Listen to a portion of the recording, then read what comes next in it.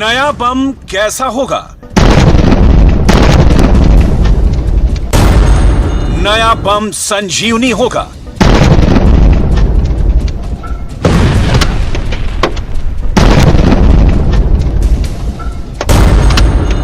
नया बम युद्ध का द एंड होगा।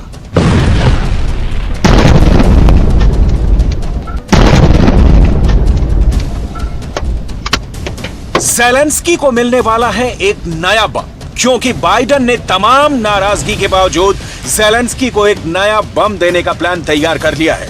बाइडेन ज़ेलेंस्की को क्या देने जा रहे हैं यह बहुत सीक्रेट है, लेकिन इसकी एक खुफिया जानकारी हाथ लगी है। पेंटागन का प्लान बहुत खतरनाक है और जो सीक्रेट बात पता चली है उसके मुताबिक बाइडेन ज़ेलेंस्की को हाइमर्स से भी पावरफुल बम देने जा रहे हैं।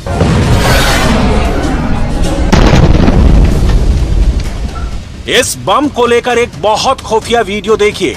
बाइडेन ने इस रॉकेट वाले बम को बहुत छुपा कर रखा हुआ था। अब यह बम सबके सामने लाने की तैयारी है, लेकिन बाइडेन इस नए हथियार पर खामोश है। इसकी वजह बताएंगे, पहले देखिए इस रॉकेट वाले बम का video.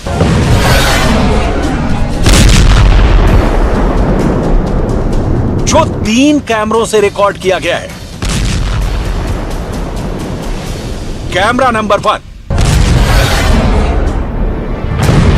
Camera number 2, camera number 3,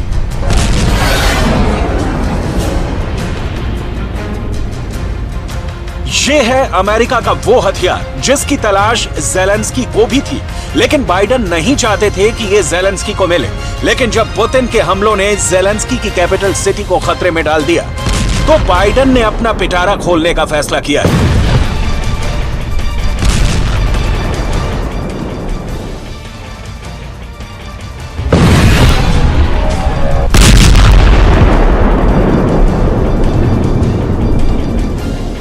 Kherson में हुए ताजा हमलों में पुतिन ने ज़ेलेंस्की को क्या नुकसान पहुंचाया है, वो अब निप्रो नदी पर बने इस पुल का हाल देखकर अंदाजा लगाइए।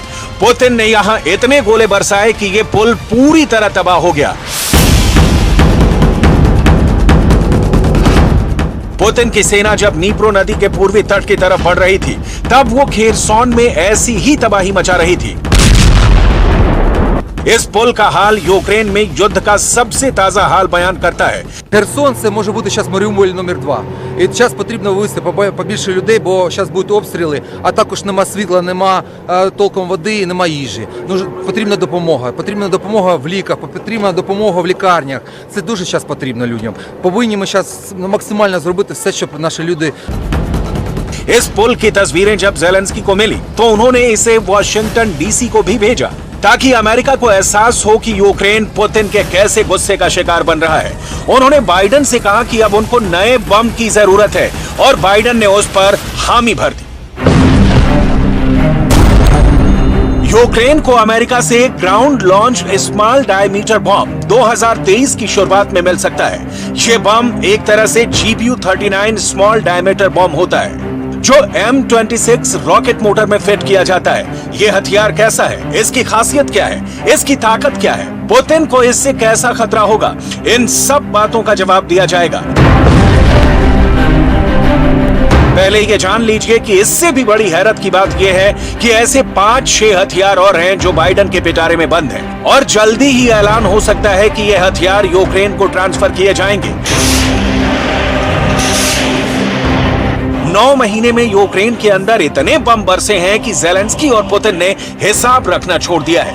लेकिन बाइडेन के पास हर गोले का अकाउंट है, और यही वजह है कि वो ज़ेलेंस्की से बहुत नाराज हैं। अमेरिकी मीडिया से ऐसी रिपोर्ट आ रही है कि लगता है बाइडेन और ज़ेलेंस्की में दूरी बढ़ने लगी है। इसकी 2 बड़ी वजह है। पहली ये कि बाइडेन को यकीन है कि ज़ेलेंस्की ने पोलैंड में गिरी मिसाइल को लेकर उनसे झूठ बोला। दूसरी बड़ी वजह यह है कि अमेरिका की गोला बारूद का गोदाम अब ज़ेलेंस्की के युद्ध की वजह से खाली होने लगा है। बाइडेन के पास कितने दिन के हथियार बाकी हैं, इस रिपोर्ट में आपको अमेरिका के बारूदी गोदाम की 100% रिपोर्ट मिलेगी। यूक्रेन में चल रहे युद्ध को लेकर बाइडेन की टेंशन की बड़ी वजह यह है कि यूक्रेन को हथियार सप्लाई करने से अमेरिका का हथियारों वाला स्टॉक खाली होने लगा है। इस बात से बाइडेन की टेंशन बहुत ज्यादा बढ़ गई है, क्योंकि उनके सामने चैलेंज अब अपना गोदाम भरने का है, जो आसान नजर नहीं आ रहा। क्योंकि ज़ेलेंस्की ने नाटो और अमेरिका से लगातार हथियार की डिमांड जारी रखी। वो बार बार कहते रहे कि यूक्रेन के पास बम खत्म हो गए हैं और उनको तो अभी रूस को खदेड़ने के लिए और धमाके चाहिए।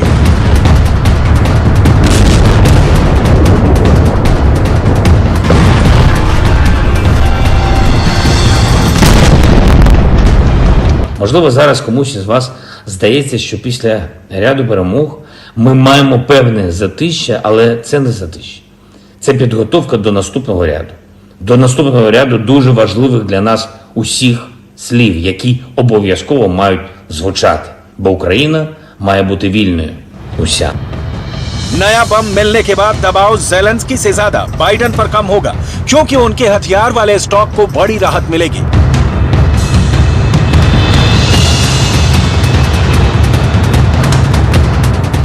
अगर ज़ेलेंस्की एक महंगे हथियार के मुकाबले एक सस्ते हथियार से काम चला लेते हैं और पुतिन को उतना ही बड़ा नुकसान पहुंचाते हैं, तो इसमें कोई हर्ज नहीं होना चाहिए।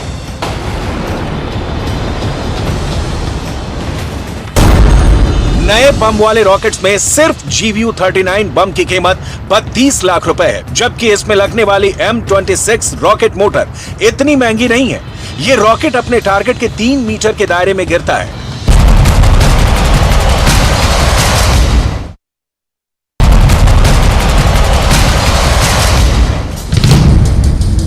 देखा जाए तो 23 और 24 फरवरी की रात शुरू हुए यूक्रेन युद्ध की असली स्क्रिप्ट तो आज के ऐसे ही आधुनिक हथियार लिख रहे हैं। इसलिए दिल थाम कर बैठिए, ऐसे धमाकों भरी रिपोर्ट में अभी और बड़े जबरदस्त ब्लास्ट होने वाले हैं, जो आपको यूक्रेन युद्ध में ज़ेलेंस्की की असली ताकत और रूस की बारीक कमियों को समझने में मदद करेंगे। इसमें कोई शक नहीं कि महंगा होने के बावजूद अमेरिका ने ज़ेलेंस्की को हाइमर जैसा बहुत ही बेहतरीन हथियार दिया है। इसी हाइमर्स की वजह से ज़ेलेंस्की ने पुतिन को खेरसोन से खदेड़ दिया। अमेरिका ने अपनी हाइमर्स रॉकेट वाली फैक्ट्री को दिन रात काम करने का ऑर्डर दिया, ताकि ज़ेलेंस्की 24 घंटे रूस की सेना पर बमबारी करते रहे।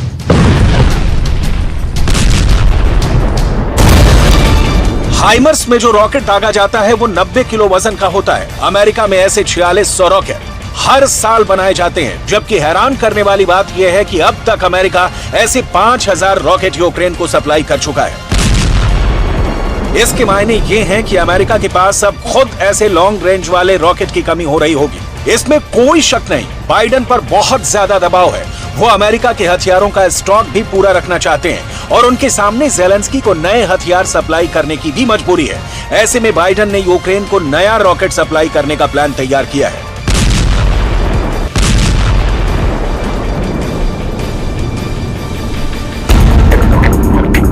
जब ज़ेलेंस्की बाइडेन से नए हथियारों का इंतजार कर रहे हैं, तब उन्होंने नाटो पर भी दबाव बढ़ाना शुरू कर दिया है। ये बेल्जियम की राजधानी ब्रसेल्स है और यहाँ नाटो हेडक्वार्टर्स के बाहर देखिए क्या हो रहा है।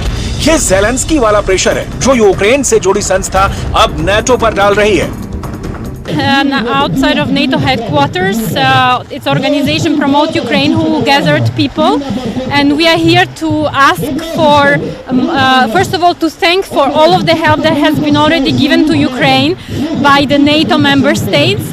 But also, we've seen how much energy infrastructure has been destroyed in Ukraine, and we need more air defense systems. Putin को लेकर नाटो बहुत ज्यादा परेशान है। नाटो का अभी तक का मकसद रहा है कि वो अपनी बंदूक ज़ेलेंस्की के कंधों पर रखकर चलाए। इसमें नाटो अभी तक कामयाब रहा है। पुतिन को घेरने के लिए ब्रिटेन का एजेंडा पहले से शीशे की तरह साफ है।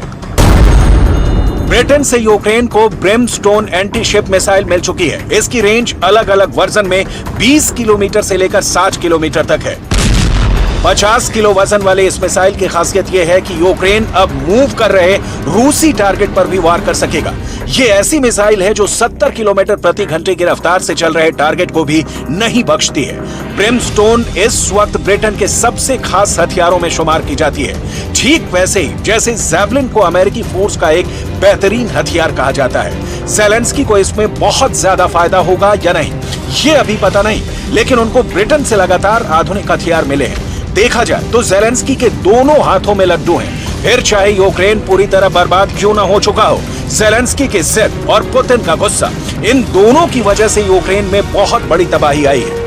Через геноцид. І сьогодні ми робимо все можливе і неможливе, щоб зупинити нову геноцидну політику Росії. Нову, але таку схожу на ту, яка убила мільйони людей у 20 столітті. Спеку Україні, всій Європі. अपनी नेपच्यून मिसाइल से ज़ेलेंस्की पहले से ही रूस का बहुत बड़ा जहाज मॉस्को डुबो चुके हैं। ब्रिमस्टोन भी ऐसी ही रूसी टारगेट को तबाह करने के लिए सप्लाई की जा रही है, लेकिन ब्रिमस्टोन अकेला हथियार नहीं है। ब्रिटेन ने आगे बढ़कर यूक्रेन को स्टॉर्मर एंटी एयरक्राफ्ट सिस्टम देने की भी पेशकश की है। ये एक तरह की छोटी सी बख्तरबंद गाड़ी है जिसमें स्टिंगर मिसाइल भी लगी होती है। इसमें 2 एंटी टैंक मिसाइल भी हैं और ये 30 मिलीमीटर की कैनन से भी लैस है। And as a result, the energy infrastructure, people, civilians are without electricity, without light, without energy, without heating. So we really need more air defense systems and to protect our civilians and to survive the winter. So thank you for all the help, but we need more air defense systems.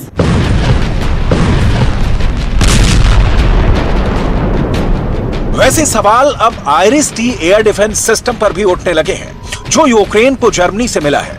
ऐसे 4 air defence system Ukraine को अक्टूबर में deliver किए गए थे, लेकिन Ukraine की वायुसेना का कहना है कि उसके पास इस सिस्टम की मिसाइल का स्टॉक खाली होने लगा है। दरअसल पुतिन ने पिछले 1 महीने में क्रूज मिसाइल और ड्रोन से इतने हमले किए हैं कि ज़ेलेंस्की को यह सिस्टम 24 घंटे फायरिंग मोड में रखना पड़ता है।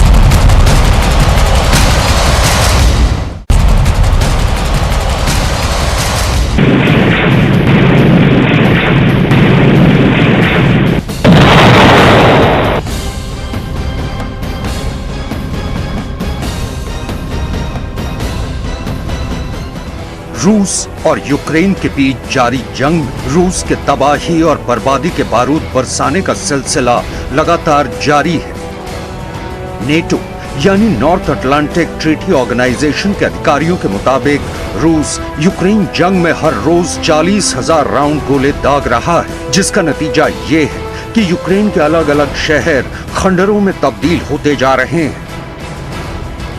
नेटो के मुताबिक रूस के हमलों को रोकने और उनसे निपटने के लिए यूक्रेन के पास ज्यादा आर्टिलरी, हथियार और एयर डिफेंस नहीं बचा है। सिर्फ इतना ही नहीं, नेटो के अधिकारियों का कहना है कि तालिबान के खिलाफ हुई जंग में उनकी तरफ से एक दिन में लगभग 300 के करीब गोला बारूद दागे गए थे, जबकि यूक्रेन में रूस के खिलाफ लड़ी जा रही जंग में एक दिन में हजारों की तादाद में गोला बारूद का इस्तेमाल किया जा रहा है।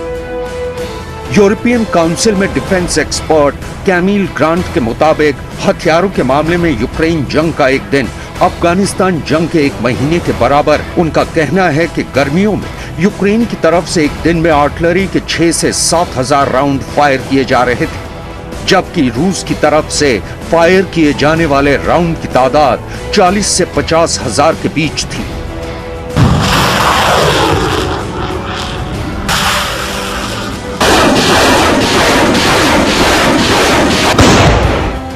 ये तो रहा सिक्के का एक पहलू। आइए अब आपको सिक्के के दूसरे पहलू से भी वाकिफ करा दे, और आपको ये जानकर और भी हैरत होगी कि इस जंग में लगता है कि रूस को किसी बात का डर सता रहा है। अगर ऐसा नहीं होता तो रूस के अलग अलग शहरों में मिसाइल या हवाई हमलों से बचने के लिए बम शेल्टर के इस्तेमाल करने की जानकारी के साइन बोर्ड नजर नहीं आते। द मॉस्को टाइम्स की खबर के मुताबिक दिसंबर महीने में रूस के बेलगोरोद प्रांत में ऐसे करीब 700 साइन बोर्ड लगाए जाएंगे। इतना ही नहीं, रूस और यूक्रेन की सीमा पर साइबेरिया प्रांत में भी 3000 बम शेल्टर के साइन बोर्ड लगा दिए गए हैं। खबर के मुताबिक रूस में करीब 16,500 बम शेल्टर है और इनकी जानकारी अब तक आम नागरिकों से छिपा कर रखी गई थी। लेकिन अब जिस तरह रूस के अलग अलग शहरों में बम शेल्टर के साइन बोर्ड लगाए जा रहे हैं, उसे देखते हुए रक्षा विशेषज्ञों का मानना है कि शायद रूस को लगता है कि अमेरिका और नेटो उसके खिलाफ कोई बड़ा हमला करने वाले हैं। बिग बॉस की विजय